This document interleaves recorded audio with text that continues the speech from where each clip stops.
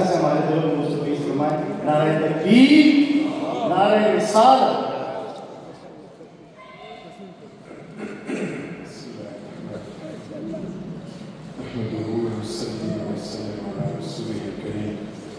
أما بعد فأعوذ بالله من الشيطان الرجيم بسم الله الرحمن الرحيم.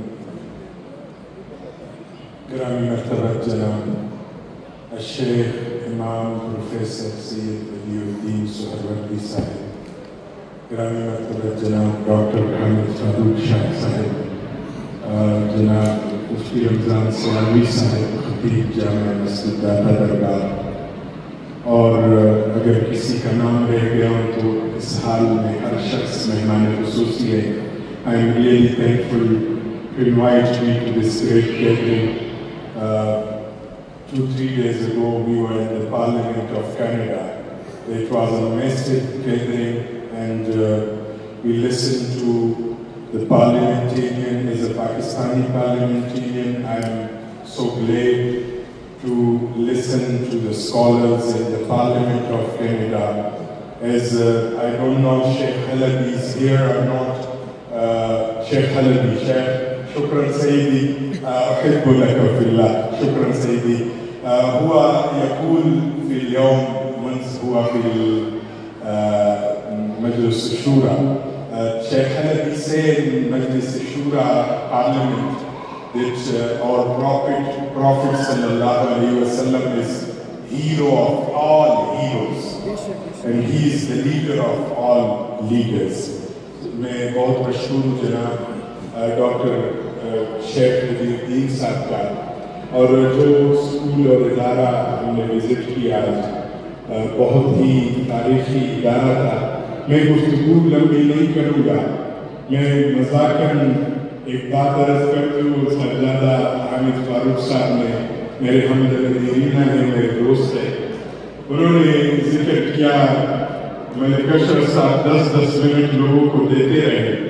تو وہ ہمارے گاؤں کے ایک امام صاحب تھے، حافظ صاحب تھے، اور وہ ایک رات میں قرآن کریم سناتے تھے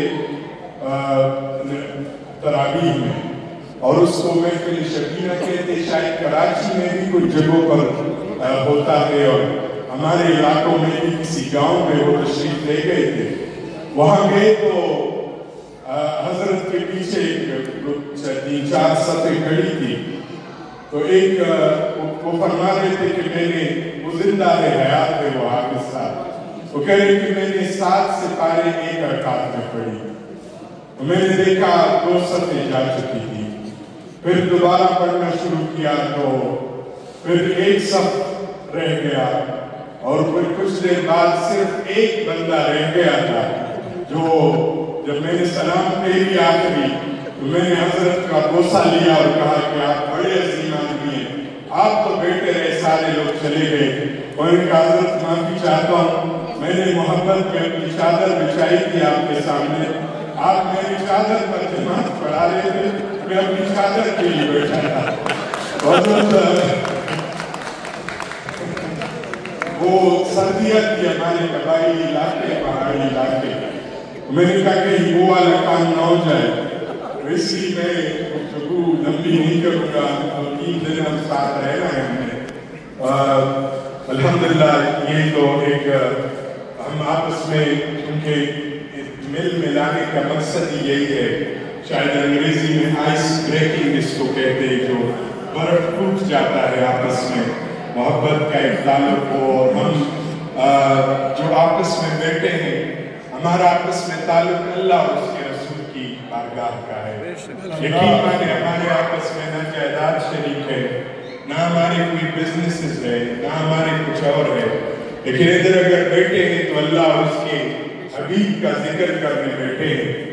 اور میں وہ جو اللہ کے رسول کے صحابہ کا ذکر ہوا، اہل بیت کرام کا ذکر ہوا، وہ اللہ کے محبوب علیہ السلام کے صحابہ کا حضرت ڈاکٹر حامد فاروق صاحب نے ذکر کیا کہ وہ حضور کی ذات سے زیادہ سخی بھی کوئی نہیں تھا. اور صحابہ کے سامنے اگر کسی نے کسی دوسرے سخی کی تعریف کی تھی تو اللہ کے محبوب کے صحابہ سے کبھی برداشت نہیں ہوا۔ حضرت علی کرم اللہ وجہہ سے جب ان کے سامنے کسی نے ذکر کیا عرب کے ایک سخی کا کہ عرب کا سخی تھا اور حاتم طائی نام تھا، اس کے 7 یا 8 دروازے تھے اور کوئی سائل ایک دروازے پر جاتا اس کو عطا کرتا، دوسرے دروازے پہ جاتا اس کو عطا کرتا، حتیٰ 7ویں اور 8ویں دروازے پر دے دیتا۔ تو مولا علی کرم اللہ وجہہ یہ بات سن کر فرمانے لگے وہ بھی کیا سخی ہے جس سے مانگنے کے لیے سائل کو 8 دروازوں پہ جانا پڑتا۔